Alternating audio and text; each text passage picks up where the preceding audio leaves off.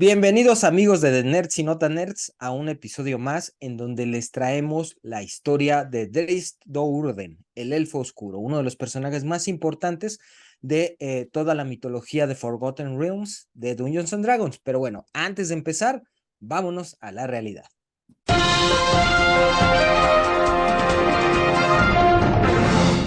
Hasta siempre, Kevin Conroy. A sus 66 años dejó este mundo el pasado 10 de noviembre este increíble actor que le prestara su voz a Batman en múltiples series animadas y videojuegos.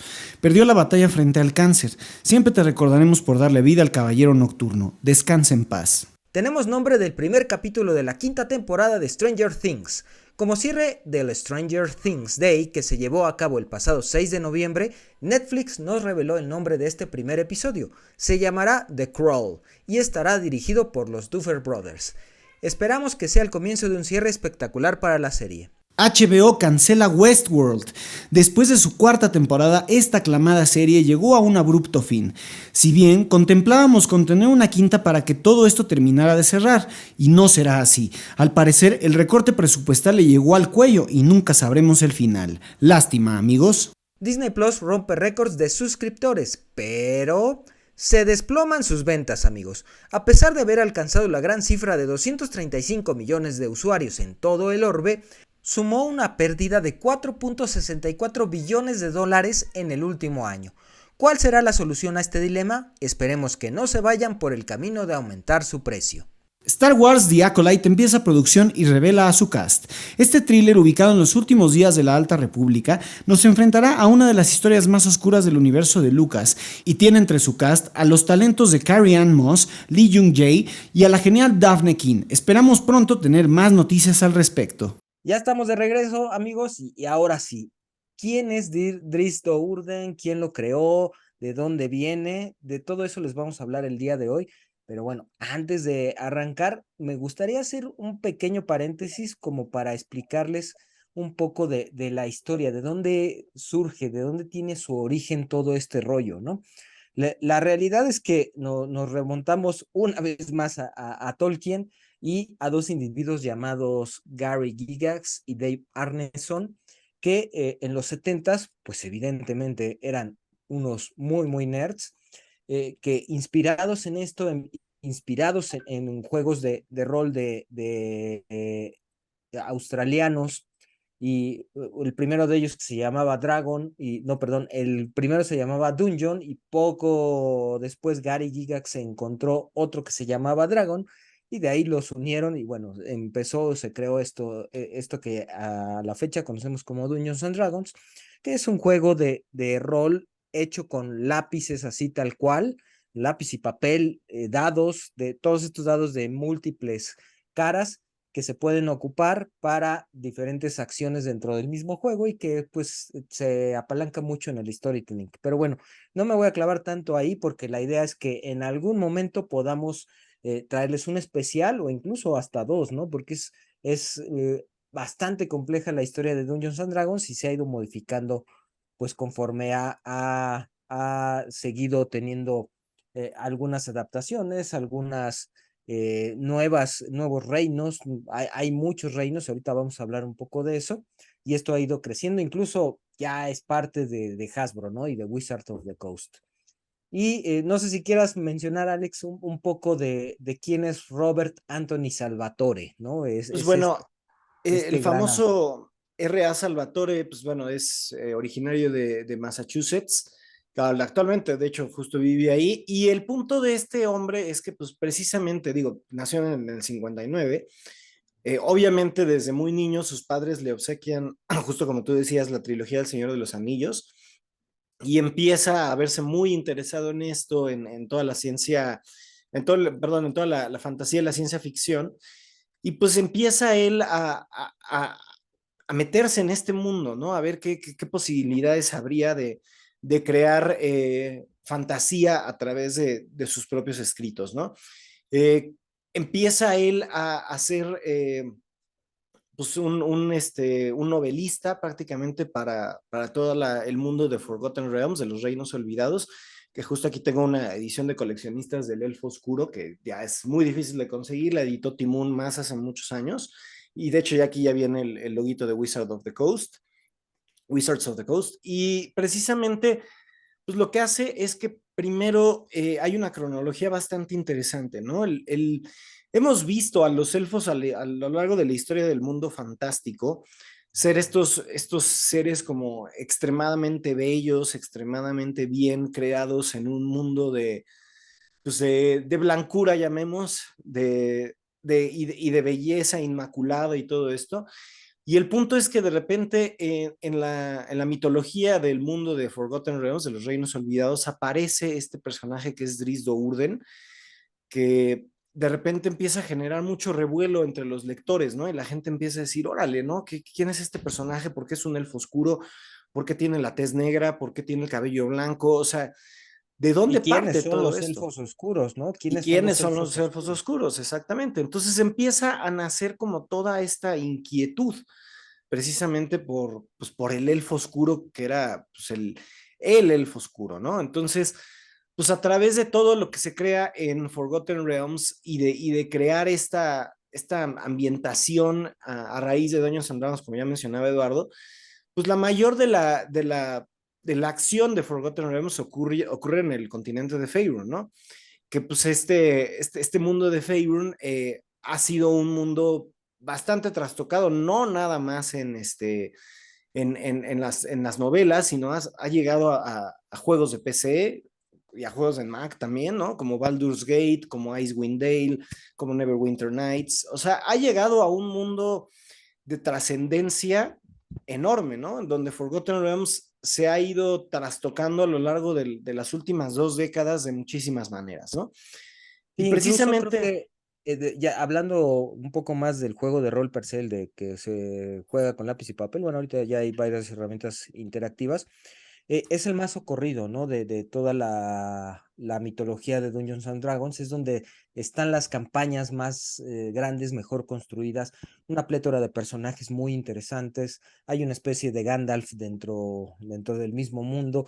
Forgotten Realms tiene incluso distintos niveles, unos etéreos, unos de demonios, otros de dioses. De hecho, nada más mencionárselos antes de pasar ya de lleno a la historia de Drizzt Do'Urden, cómo surgen los Drow, ¿no? Que son estos elfos oscuros. Hay una deidad, digamos, inmaculada de los elfos. la eh, Joth, no, no, no, pero esa es la la reina reina araña. araña. Antes de eso, no recuerdo el nombre, se me fue ahorita el nombre de la deidad máxima de los elfos en general, de todo Forgotten Realms, que hace pues miles de años atrás hubo una guerra muy sangrienta entre distintas facciones de elfos. Y el castigo para quienes iniciaron esa guerra fue precisamente el exilio al interior de la tierra, al interior de Forgotten Realms, a la antípoda oscura, así se llama este reino olvidado, y dentro de este reino olvidado y oscuro empiezan a vivir los Drow y se crea la ciudad de Menzoberranzan, ¿no? Que es, eh, yo creo que la ciudad más corrupta y peligrosa de todo Forgotten Realms, desde el hecho de que pues estás en el interior de la tierra y no ves nada. Los Drow tienen los ojos rojos, precisamente por esta sensibilidad a la oscuridad que les permite ver más claro que cualquier otra de las razas del reino. Justo ese es un punto interesante, porque tienen los ojos rojos, pero eso lo que les permite no es que puedan ver en la oscuridad, es que pueden ver el espectro infrarrojo del Rojo, calor, sí, el calor, tienes razón. del calor de Ujú. los otros drows que viven en Mensuberranzán. Entonces, hay un cierto tiempo a lo largo del día en Mensuberranzán en el cual existen luces que se prenden, ¿no? Y ese cierto tiempo que transcurre, pues es tal cual como un toque de queda, ¿no? Y justo ya que nos pasamos a Drizzt Do'Urden y a todo el mundo de los elfos oscuros y ya que estamos tocando eso, cabe mencionar una particularidad muy interesante, ¿no? Que es la primera vez en la que vemos en la fantasía un mundo completamente matriarcal. Y es verdaderamente Sí, espectacular ver eso, ¿no? O sea, los hombres prácticamente en Mesoberranzán son completamente usados, ¿no? Las mujeres dominan en son absoluto, consortes. son consortes, pero lo mismo puede tener una mujer las ganas de tener relaciones con un soldado que con un político o una persona de más alta alcurnia, llamémosle, pero pueden hacer lo que quieran y los hombres son exclusivamente para, pues tal cual, para follar y tener más drows, ¿no? Y de hecho, reza la leyenda en Menzoberranzán que el tercer hijo que tienen, todas las mujeres en Menzoberranzán lo tienen que sacrificar a Yod. Entonces, ese Ujú, sacrificio es justo del que parte la historia de Drist, ¿no? Que nos cuentan la historia de la casa Baenre y de todo esto, de la casa de Urden, y cómo es que el mundo de las casas es algo muy interesante, ¿no? Yo diría que inclusive se llega a parecer muchísimo al mundo de las casas de Game of Thrones, ¿no? O sea, ves una política muy Sí, sí, similar sí, es. y en realidad, ¿qué es lo que pasa, no? Que los hombres solo son, a veces se les da las indicaciones de, pues vas a ir a matar a tu pariente, ¿no? A tu papá, vas a ir a matar a esto, vas a matar a alguien más, y pues tienen que De hecho, obedecer, ¿no? parte de las leyes de Menzoberranzan es que a cada rato hay asesinatos, ¿no? Y de hecho, ellos lo ven como muerte natural cualquier asesinato que no tenga forma de ser investigado. Entonces, mueren incluso familias enteras por conspiraciones de otras casas que quieren el poder y siempre están en guerra, siempre están matando. Y si no hay pruebas o no se investiga a fondo, bueno, pues ni modo, murieron por muerte natural. Es natural el asesinato en Soberranzan, ¿no? Y es algo que sí choquea mucho y es parte de la historia de Drist, ¿no? Como decías, eh, están estos tres hermanos, a Drist le tocaba ser el sacrificado, pero Ujú. hay un fraticidio en su misma familia desarrollado por Dinin, su segundo hermano, que mata a su hermano mayor Nalfein, y pues ahí Malicia, la mamá de Drist, dice, bueno, pues ya se murió, ¿no? Ya tomémoslo como el sacrificio a Jot y listo, ya no se muere, no se muere por esta salvedad, no termina sacrificado Drist, ¿no? Y a partir de ahí viene Y una serie. justo eso es todo lo que concatena todos los hechos del elfo oscuro, ¿no? Que es precisamente como sobrevive Driss. Driss siempre empieza a cuestionar todo el mundo de Menzoberranzán, empieza a darse cuenta pues que de entrada pues es un mundo apabullante de corrupción y lleno de asesinatos y de muerte y pues empieza él a tener una relación un poco inconexa con este mundo que él nomás no entiende y no quiere entender hasta que pues eventualmente empieza a tener problemas en Menzoberranzán y esto lo lleva a ser exiliado, ¿no? Sí, Y de creo que ahí viene la única persona que lo llega, bueno, el único elfo que lo llega a apoyar es su padre, Sagnefein, ¿no? Sagnafame, ajá. Que yo creo que de los pocos elfos que piensan un poco como Drist y lo entienden, ¿no? Hasta Ujú. cierto punto, y pues Y que es un termina, sí, sí, personajazazazazo, sí, termina rápido. sacrificándose por él, y bueno, hay una serie de historias detrás que no me gustaría spoilerárselas, la verdad, lean la primera trilogía sobre todo, que es donde todo esto sucede, y que vale mucho la pena. Y que justo es muy interesante porque, pues, a donde lleva a este personaje de Drist es a ser exiliado, como ya dijimos, y después encontrar un refugio, como bien es el tercer libro, pues ya sobre la faz de la tierra de Faerun, ¿no? Que es donde ya se desprenden pues todas las historias que vemos en el Valle del Viento Helado, que fue lo que inspiró para que se hiciera este backstory de Drist, y todo lo que sucede después con los Reinos Olvidados y un montón de novelas, ¿no? Que al final del día, lo que vemos en esta historia pues es una similitud enorme, ¿no? O sea, Drist es no nada más un guerrero, sino es un guerrero que tiene como llamamos como sidekick a una pantera, ¿no? Que es muy interesante su pantera y todo esto, lo que hace, y llega a combatir hasta dragones, ¿no? Que es algo que pues obviamente genera mucha empatía con los asiduos seguidores del Señor de los Anillos y de la fantasía, que vemos peleas con dragones, que están narradas espectacularmente, ¿no? O sea, verdaderamente el libro está escrito en primera persona, prácticamente. De repente hay momentos en los que se trastoca hacia la tercera persona y todo, pero es un libro que, bueno, esos tres libros más bien son libros francamente espectaculares, ¿no? Yo los Sí, leí, sí. yo creo que hace más de 20 años y hasta hace un par de años, 2, 3 años, volví a conseguir la edición de Timón Más, esta que les digo que tengo aquí, y me la volví a echar, ¿no? O sea, me volví a echar completo el libro y dije, wow, o sea, creo que conforme pasan los años ha envejecido sumamente bien y ha dejado una historia que como bien lo mencionamos antes del programa, ya se está haciendo mucha presión del fandom para que HBO lo lleve a la pantalla grande, ¿no? Cosa que nos encantaría, o a la pantalla chica, lo que sea, pero que nos den contenidos del Elfo Oscuro sería fantástico, ¿no? Sí, la forma de narrativa de Salvatore creo que es muy atinada en estas primeras tres novelas, que casi siempre, bueno, no podría decir que es autobiográfica, ¿no? Pero como bien dices que se va relatando, todo es dentro de la mente y dentro de los acontecimientos que va viendo Drista a lo largo de toda su historia y él mismo te lo va relatando, ¿no? Que es algo interesante de encontrar en esta forma de escritura que tiene él.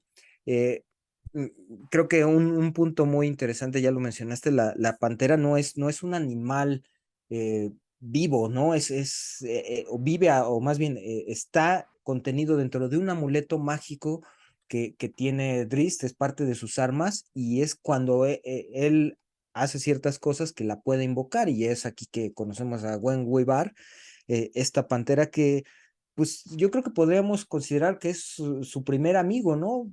Y es muy, muy duro, ¿no? Que digas que un ser mágico es tu mejor amigo, bueno, tal vez su papá, ¿no? Pero de ahí en fuera es el primer amigo que tiene, ya después conoce a Montolio, que le enseña a hablar la lengua de la superficie, y es a partir de ahí que se empiezan allá a suceder todas las demás aventuras que ya tiene en la superficie de Forgotten Realms. Y yo creo que es el personaje más importante, ¿no? De esta tierra, de toda esta saga, y alrededor de él se empiezan a dar muchas cosas, ¿no?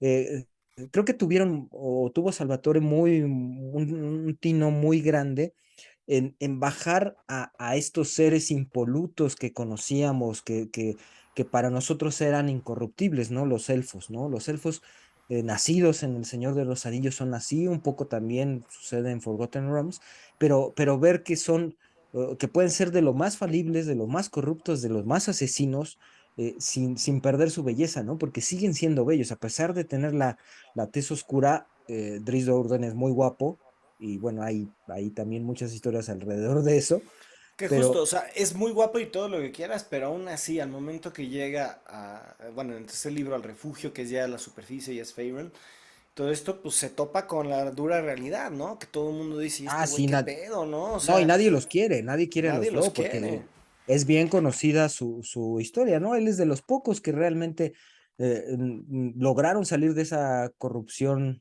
física, mental, incluso yo creo, diría hasta espiritual, por la influencia que tiene la reina araña en ellos.